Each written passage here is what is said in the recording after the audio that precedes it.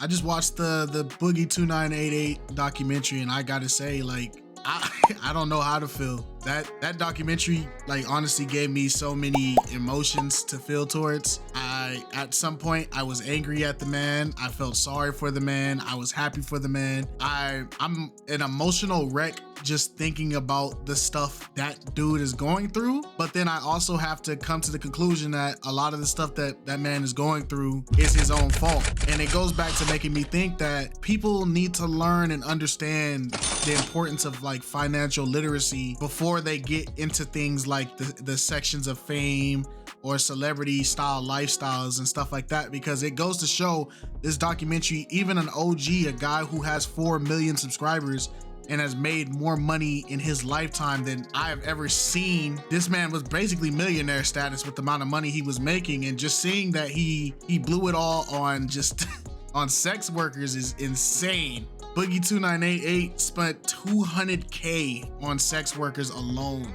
And that's just that's insane to me, because at the end of the day, his urge and desire to have beautiful women that he knew he couldn't pull because of the way he lives his lifestyle, the way he carries himself, which is all stuff he could easily fix, right? You can fix things in your life that people deem unattractive. You can get a haircut, you can clean yourself up, you can lose weight, right? No matter what in the world, and even in the documentary, because he ended up finding love. Now, I don't agree with the age range of the woman he found love with. Him being 49 and her being 20 is insane, right? But at the end of the day, we can't tell him nothing. If that girl doesn't want to leave, we can't make her leave and stuff like that. But if that's an example of finding love, then I guess people find love. So all these problems that Boogie had in this documentary can really just be fixed by him just changing bad habits, learning financial literacy, learning how to take care of yourself. He's spending thousands and thousands on medical bills, and at some point he got gastric bypass surgery and lost 200 pounds, which is extraordinary. And then he goes back to the doctor because he's back in his unhealthy ways, and asks the doctor to basically help him. And the doctor basically told him, like, I already helped you lose 200 pounds. Everything else is on you. And it's evident because throughout the whole documentary, the man wakes up, Mountain Dew, goes to sleep, Mountain Dew, goes to his car, Mountain Dew, freaking takes a shower, Mountain Dew, pets his dog, Mountain Dew. The man is sponsored by Mountain Dew for free. If anything, he needs to be getting paid for how much Mountain Dew he was drinking throughout the whole documentary. He's drinking forms of Mountain Dew. I haven't even seen the cans ever in my life, but I saw a logo of it.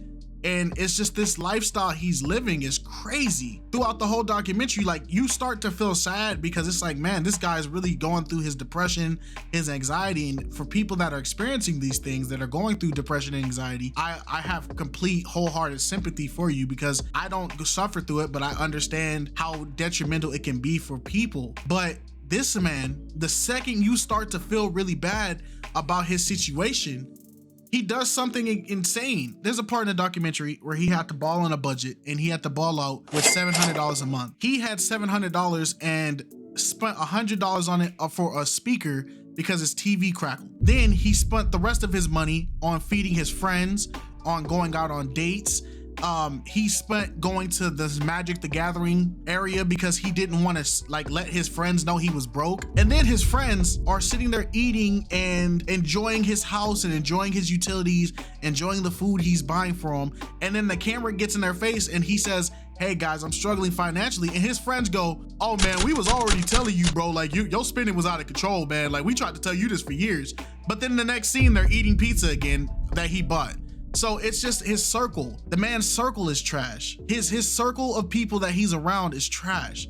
They're not helping him. They all are his size. They all look like him. They all talk like him. They all do things like him. They support the man saying the N-word behind closed doors. And then on camera, they all of a sudden, all of them are saying, oh yeah, like, we don't agree with him saying the N-word, but you've been in his house letting him say the N-word around you the whole time. And now because the camera's here, you don't agree with it. So the Boogie2988, it's like, you can't feel sorry for him, but then you start to feel sorry for him. You can't be angry at him, then he does something to make you angry at him. Like, joking about rape and all these other things is not funny. Going to a job interview saying that, you know, you used to be a porn star for 7 years, and the job people are sitting there asking you, like, do you really think that this is something you should be saying to people like that? That's not funny. But it's like, the man is looking for solutions in everything but fixing himself, right? They said he has covert narcissism. Oh, look how bad my life is. Look how hard my life is. Look how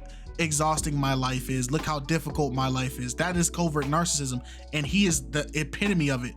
But he also is showing signs that I guarantee you, if you look at any of your bigger YouTubers now and you look at their then to now progression, they are all showing signs of Boogie2988. And it goes to show the money is what creates these things. As these people get this level of fame, they get this level of money, they get this status, this revenue. You can see it goes from he's doing things with passion to he's doing things about the money. And because he's not getting the money, it's increasing his depression, it's increasing his self-hate and self-loathing. Even the interviewer guy was just not even trying to deal with it because it was just too depressing.